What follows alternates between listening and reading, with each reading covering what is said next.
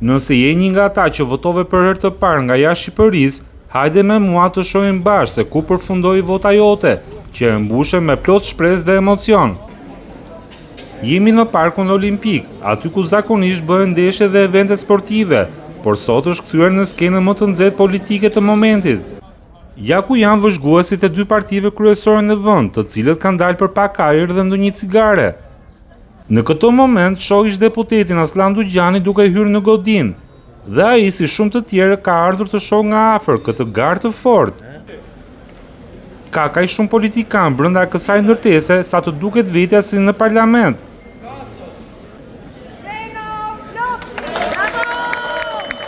Në këto pamje po shohim Zegjine Çaushin, më e reja e parlamentit, e cila po feston fitoren e saj. Gara me saj dhe Matilda Bardos ishte fije më fije, por Zegjineja ja doli me vetëm 64 vota më shumë, dhe kjo është e pabesueshme. Dhe ja ku po vjen komisioneri shtetëror i zgjedhjeve, Ilirian Celibashi, serioz dhe i qetë, ai ngjit shkallët drejt konferencës për shtyp, ku çdo fjalë që ai do thot pritet me një frym nga gazetarët.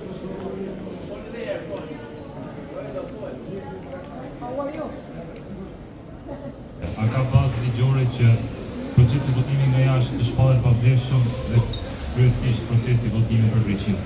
Dhe nëse shkelit e ligjit janë të tilla që ndikojnë në rezultat, çdo lloj votimi mund të shpallet pavlefshëm. Ndërkohë nga jashtë policia ruan rendin dhe qetësinë. Nga xhamat e mëdhenj të ndërtesës duken dhe fushat e blerta të federatës, aty ku kombëtarja jon stërvitet zakonisht.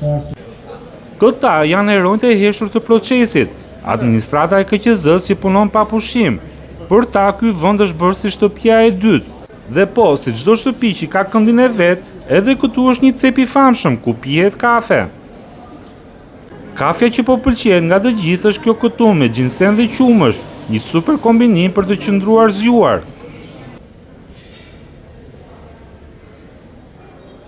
Gazetarët kanë një zonë të veçantë në këto ambiente, ku një tabel që thot VIP Media Box nuk lejon askënd tjetër të futet. Këtu bëhen raportimet e fundit, por është dhe një oazë qetësie nga kaosi i numërimeve.